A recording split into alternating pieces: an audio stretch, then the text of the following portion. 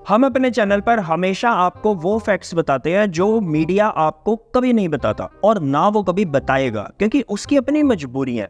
आधे से ज्यादा मीडिया जो है इंडिया का वो बिका हुआ है और बाकी का जो मीडिया बचा है वो डरा हुआ है। लवणे न भोजन।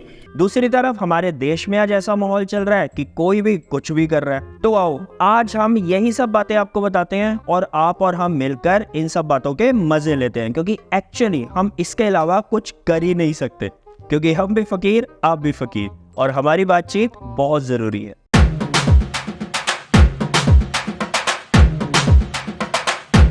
हम्बा हम्बा रम्बा रम्बा कम्बा कम्बा। अब हमारी महिला और बाल विकास मंत्री को ही ले लो। महिलाओं के ऊपर बात ना कर हमेशा उनका एक ही फोकस रहता है कि ऑपोजिशन में क्या चल रहा है और किस तरह से मैं ऑपोजिशन को घेर सकती हूँ। मतलब कुछ भी हो जाए ऑपोजिशन में, इनका रौद्र रूप प्रकट हो जाता है।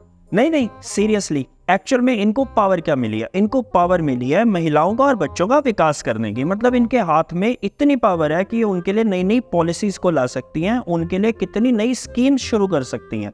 पर नहीं, बिल्कुल नहीं।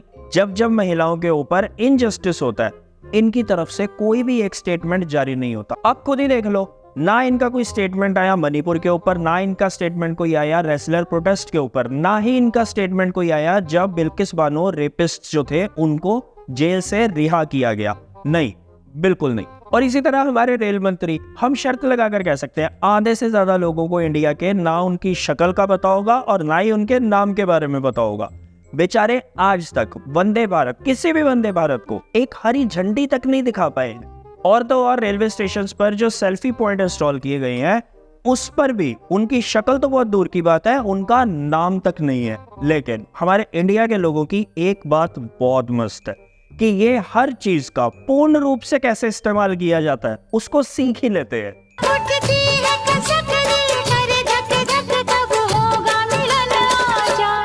अब ये होती है इनोवेशन। आप सच बताना, आपने कभी सोचा था कि एक सेल्फी पॉइंट को इस तरह से भी यूज किया जा सकता है?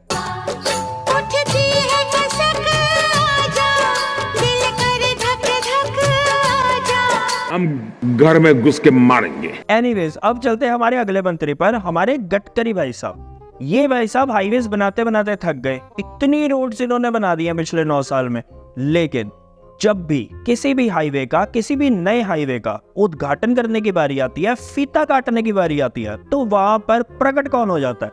वो आ गया, देखो देखो वो आ गया। अब हाईवे से याद आया, हमारे किसान वो एक बार फिर से जोश में है और उनको देखकर हमारी सरकार जो है उसने कहीं ना कहीं शायद अपने होश खो दिए है। नहीं सीरियसली, आप खुद देखो हमारे किसानों ने क्या कहा था। उन्होंने बस इतना कहा था कि 13 फरवरी को वो दिल्ली कूच करेंगे। किस लिए? जंतर मंतर पर प्रदर्शन करने के लिए। उनका बड़ा सिंपल सा कहना है कि सरकार ने हमसे पिछले फार्मर प्रोटेस्ट में ये वादा किया था कि एमएसपी को वो लीगल जामा पहना देंगे, मतलब उसको लीगल गारंटी दे देंगे। लेकिन अभी 2 साल होने को आ गए हैं, सरकार की तरफ से कोई पहल नहीं की जा रही है। और दूसरी तरफ हमें हमारी सरकार का समझ में नहीं आता, जब प्रोटेस्ट की बात होती है सरकार इतनी विचलित क्यों हो जाती है? उसका इतना वियर्ड सा रिएक्शन क्यों आता है? आपको देखो, अभी किसानों ने सिर्फ 13 फरवरी को दिल्ली आने की बात की थी। 11 फरवरी को ही दिल्ली, हरियाणा, यहाँ पर धारा 144 लागू कर दी गई, इंटरनेट सर्विसेज बंद कर दी गई, रास्ते में कीलें बिछा दी गई, सीमेंट की दीवारें खड़ी कर दी गई, इवन रास्ते खोद दिए गए। एक तरफ सरकार ये सब कुछ कर रही है और दूसरी तरफ दिल्ली पुलिस क्या कर रही है? वो प्रैक्टिस कर रही है। किस चीज की प्रैक्टिस कर रही है? आंसू गोले दागने की, कि जब किसान आएंगे तो उसको किस तरह से घेराबंदी उनकी की जाए। इन सब चीजों की मॉक ड्रिल्स चल रही हैं। तो हमारे डीएसपी हेडक्वार्टर श्री अनिल कुमार जी के नेतृत्व में बहुत अच्छा यहाँ पे अभ्यास चल रहा था और फिर मैंने एक बार इनका रिहर्सल भी देखा। और दूसरी तरफ जो दिल्ली के कमिश्नर हैं, उन्होंने अपने आदेश में क्या बोला है? उन्होंने ये बोला है कि किसान इतनी बड़ी संख्या में दिल्ली आ रहे हैं तो इसके चलते जो दिल्ली के लोग हैं उनकी सिक्योरिटी का खतरा है, तनाव का माहौल पैदा हो सकता है। अब इतना दिमाग लगाकर सरकार इतनी तैयारी कर रही है, किस लिए? सिर्फ किसानों को दिल्ली ना पहुंचने देने के लिए। अगर इतना दिमाग इस सरकार ने किसानों की बात सुनकर उनका सोल्यूशन निकालने में लगा लिया होता तो अब तक तो ये सारा कलेश खत्म ही हो चुका होता। क्या यही गुनाह है मेरा? हाँ भाई हाँ। पर नहीं, बिल्कुल नहीं। अगर सरकार प्रॉब्लम सुनकर उसका सोल्यूशन निकालेगी तो फिर ये कैसे पता चलेगा, ये मैसेज लोगों में कैसे जाएगा कि सरकार जो है वो सर्वोपरि है, सरकार से ऊपर कुछ नहीं है। ये फकीरी है। और तो और 2 दिन पहले तक यही सरकार किसान सम्मान की बात कर रही थी, जब चौधरी चरण सिंह और MS स्वामीनाथन को भारत रत्न दिया जा रहा था। अब अगर रास्ते में कीले बिछाकर सम्मान करने की बात हो रही थी तो वो कहीं ना कहीं गलत है। हमें तो फ्रैंकली ऐसा भी लग रहा है कि जो किसान है वो सरकार के खिलाफ प्रोटेस्ट नहीं कर रहे हैं, सरकार किसानों के खिलाफ प्रोटेस्ट कर रही है कि वो ना कहीं दिल्ली आ जाए। ज्यादा से ज्यादा ये मेरा क्या कर लेंगे भाई? अरे हम तो फकीर आदमी हैं, झोला लेके चल पड़ेंगे जी। भरोसा करके ही 5 घंटे मीटिंग में बैठे रहे। हमने उनके समक्ष हरियाणा की पोजीशन रखी भी, हरियाणा को आपने बिल्कुल कश्मीर की वैली बना दिया है।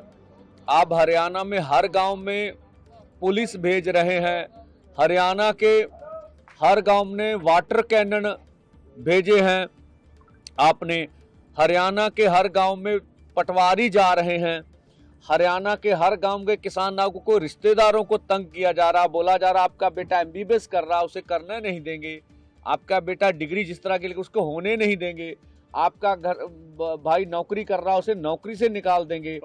दूसरी तरफ कांग्रेस है, वो दनादन ट्वीट पे ट्वीट किए जा रही है किसानों की सपोर्ट में। हम यहाँ कांग्रेस को भी थोड़ा सा आईना दिखा दें कि भैया 2014 से पहले ना तुम्हारी ही सरकार थी, तुमने भी MSP पर कभी कोई गारंटी नहीं दी है। किसी जो बोला जा रहा है मीडिया में, कोई कांग्रेस को नहीं, कोई कांग्रेस हमें सपोर्ट नहीं करती। हम कांग्रेस को भी उतना दोषी मानते हैं जितना भाजपा दोषी है। ये नीतियां तो कांग्रेस लेके आई हैं।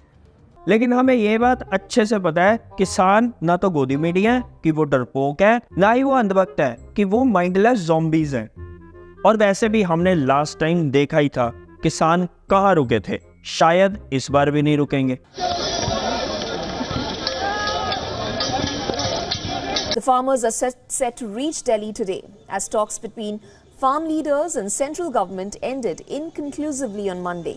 लेकिन हमें अभी तक एक बात यहाँ पर ये समझ में नहीं आई कि सरकार को ऐसा करने की जरूरत ही क्या है। हाँ, चाइना के अगेंस्ट कर रही है, समझ में आता है कि बॉर्डर पर वो सिक्योरिटी को बढ़ा रही है, लेकिन वहां पर क्या होता है, न वहां कोई हमारी सीमा में घुस आया है, न ही कोई घुसा हुआ है, न ही हमारी कोई पोस्ट किसी दूसरे के कब्जे में है। चाइना यहाँ रिपोर्ट्स के अकॉर्डिंग इंडिया की बाउंड्री के अंदर आया हुआ है। उसने वॉच टावर्स बनाए हुए हैं सेना पर नजर रखने के लिए, उसने गांव बसाए हुए हैं, लेकिन वहां पर हमारी सरकार बिल्कुल माचो नहीं दिखती। इस सज्जन को क्या तकलीफ है भाई? अब आप यहाँ पर थोड़ा सा कंपैरिजन करके देखो। दिल्ली का कमिश्नर कह रहा है कि अगर इतनी बड़ी संख्या में किसान दिल्ली के अंदर आएंगे तो वहां पर तनाव की स्थिति हो सकती है, वहां पर जो दिल्ली के लोग हैं उनकी सिक्योरिटी को खतरा है। अब इसी तरह अगर चाइना इंडिया के अंदर आता रहा तो वो अपना माल बेचने तो नहीं आएगा। हिपोक्रेसी की भी सीमा होती है। और वैसे भी ये तो किसान है, ये अपने ही लोग हैं। क्या बढ़िया था गुरु। सिंपल भाषा में कहें, सरकार चाहे किसी की भी हो, चाहे UPA की हो चाहे NDA की हो, उनको बस एक ही चीज में इंटरेस्ट होता है, सत्ता में। उनका हर टाइम फोकस इसी चीज पे लगा रहता है कि हमारी कुर्सी के चारों पाए सलामत रहने चाहिए, फिर उसके लिए किसान हो आम आदमी हो, उसके चाहे पैर ही क्यों ना कट जाए। हम आम आदमी हैं, हमारे पास पैसा नहीं है। लेकिन लास्ट फार्मर प्रोटेस्ट में जो हुआ उसके अंदर हमने एक चीज तो बड़े अच्छे से देख ली, पावर ऑफ किसान। हाँ, ये बात अलग है कि उसमें काफी किसान भाई जो थे वो शहीद हो गए थे, लेकिन एक बार को उन्होंने सरकार की बस तो करा दी थी। बात तो सही है। यहाँ तक कि मोदी जी को इमोशनल कार्ड तक खेलना पड़ गया था कि शायद हमारी तपस्या में ही कोई कमी रही होगी। नहीं, अब ये झूठ है, तपस्या में कोई कमी नहीं रह गई थी, बस UP के इलेक्शन आ गए थे। और अब ये जो कांग्रेस पार्टी ये जो सिंपैथी कार्ड खेलने में लगी हुई है, ये जो सिंपैथी दिखा रही है ना फार्मर्स की तरफ, ये कुछ नहीं है, ये बस एक छलावा है। ये अपना वोट शेयर बढ़ाने के टैक्टिक्स है और कुछ नहीं। हम एक बात बड़े अच्छे से जानते हैं, किसान की आमदनी दुगनी हो, किसान का कर्ज माफ हो जाए, किसान आत्महत्या करनी छोड़ दें, किसान का लाइफस्टाइल बेटर हो जाए, इन सब चीजों की किसी सरकार को नहीं पड़ी, फिर चाहे वो UPA की सरकार हो, फिर चाहे वो NDA की सरकार। ये हर टाइम बस एक ही चीज में लगे रहते हैं, एक दूसरे की टांग को कैसे खींचा जाए, एक दूसरे को जलील किस तरह से किया जाए। ये झूठ है, झूठ है, झूठ है। नहीं, बिल्कुल सच है। इसीलिए तो आज पॉलिटिक्स के अंदर वो चीज भी हो गई जो पिछले 70 सालों में कभी नहीं हुई है, ब्लैक एंड व्हाइट का खेल। हम शॉर्ट में थोड़ा समझाने की कोशिश करते हैं कैसे। अब हमारी फाइनेंस मिनिस्टर निर्मला सीतारमण, वो इस बार पार्लियामेंट में उन्होंने एक व्हाइट पेपर प्रेजेंट किया है। बेसिकली ये व्हाइट पेपर क्या है, ये कच्चा चिट्ठा है 2004 से लेकर 2014 तक का यूपीए सरकार का। या गांधी परिवार ने करा क्या है? हाँ बिल्कुल, इसी का जवाब हमारी फाइनेंस मिनिस्टर ने दिया उस व्हाइट पेपर में, लेकिन 70 साल का नहीं दिया, उन्होंने 2004 से 2014 तक का दिया। लवणे न भोजम। अब सिंपल भाषा में आपको समझाएं कि अगर आप ये पेपर पढ़ते हो तो इसके अंदर आपको सरकार ये कहना चाहती है कि जो इनकी पिछली सरकार थी, मतलब जो यूपीए की सरकार थी, जब वो 2014 में गई तो इनको एक खाली कटोरा थमा कर गई थी।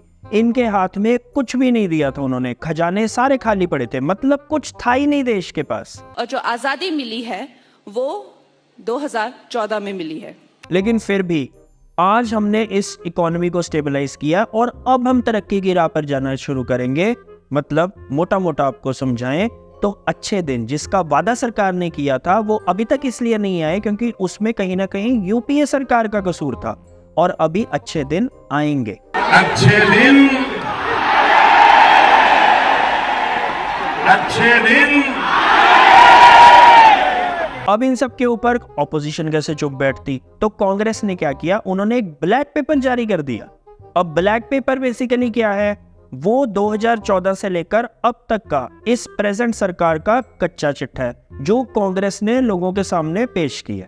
उसमें उन्होंने डिमोनेटाइजेशन की बात की है, जीएसटी की बात की है, इन्फ्लेशन की बात की है, ईडी और सीबीआई की रेड्स की बात की है। मतलब ऑल इन ऑल उन्होंने हर वो चीज का जिक्र किया है जिससे वो प्रेजेंट की सरकार को घेर सके। शाबाश बेटा, बहुत बढ़िया। अब हम इस ब्लैक और व्हाइट पेपर की डिबेट में ज्यादा नहीं जाएंगे क्योंकि हमें पता है ये बिल्कुल टाइम वेस्ट है, ये बिल्कुल फालतू है, इसके कोई मायने नहीं है। ये बिल्कुल वैसा ही है कि स्कूल में दो बच्चे आपस में लड़ पड़ते हैं और जब टीचर पूछती है तो पहला बच्चा कहता है उसने पहला थप्पड़ मारा था, वो कहता है उसने पहला थप्पड़ मारा था।